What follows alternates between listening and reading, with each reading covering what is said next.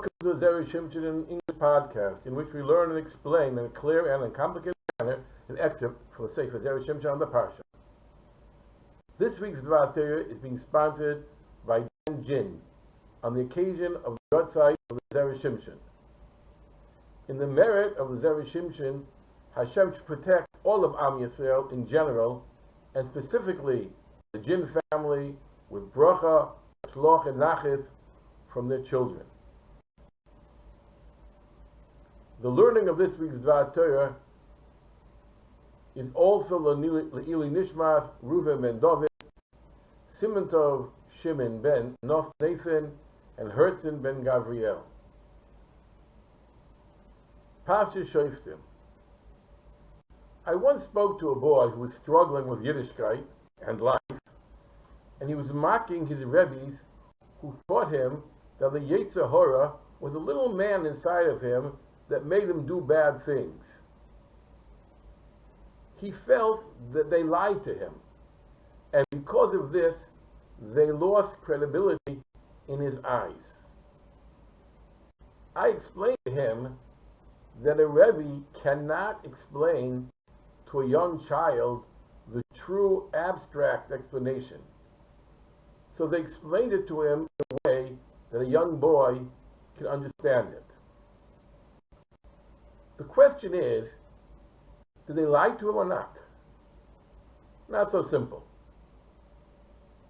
Harav Dessler in Mishna Eliyahu defines truth as words that cause good and brings people to go in Hashem's path. In most cases, this is when there is an accurate and exact reporting of an event. But this isn't always the case.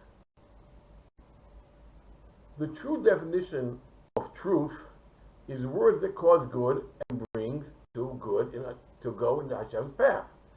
And even if this means to falsely report something or to omit details of an event, it could also be truth. Dessler stipulates, however, that only a person who is completely free from his Yetzer Hara can use such a method, which leaves it as a practical option only for a few great tzaddikim. We have an example of this in this week's Parsha. It's written in this week's Parsha, V'yasisem lo, and you shall do to him kashezoron lasos le'ochiv, as he planned to do to his brother. Ubiyat hara mikebecha, and you shall uproot evil in your midst. Our Parsha speaks of a case that two witnesses testified against a certain person.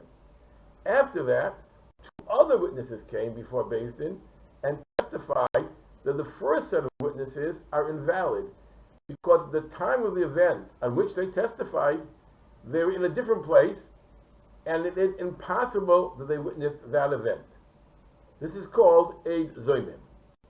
Our Pasuk teaches that Beis Din accepts the testimony of the second set of Eidim, and the first set of witnesses are punished by Beis Din by doing to them exactly what they planned to do to the accused.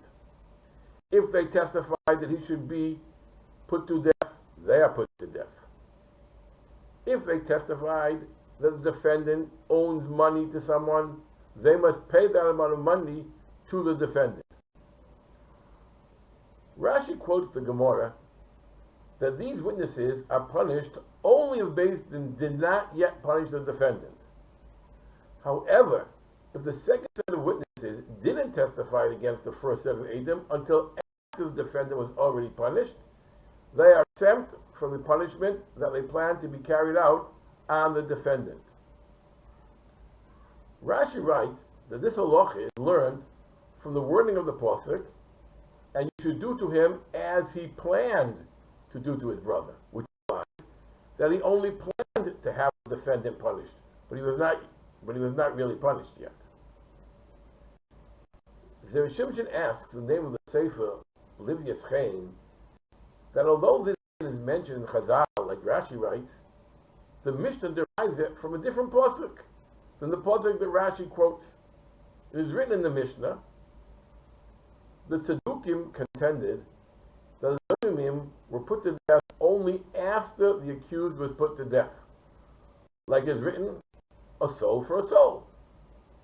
The Chachamim retorted that this cannot be right, because it is written in Chumash also, you shall do to him what he planned to do to his brother. The words his brother implies that his brother is still alive, because after he is dead, he is not considered to be his brother anymore, like he was when he was living. Shimshon asks, how can you reconcile Rashi, who derives it from the words, and you should do to him as he planned to do to his brother, which implies, and he did not do it yet, with the Chachamim in the Mishnah, who derived this din from the words, his brother, which implies that his brother is still living. Zera Shimshon answers with the following logic. In truth, both the phrases, his brother, and as he planned, imply that the accused was not yet punished. And the implication of the words, his brother, is even stronger than the implication of as he planned.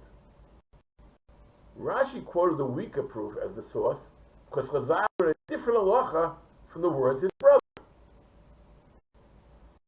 The death penalty for the daughter of a Kohen who is unfaithful to her husband is that she is put to death by pouring in her mouth hot molten lead, serefa.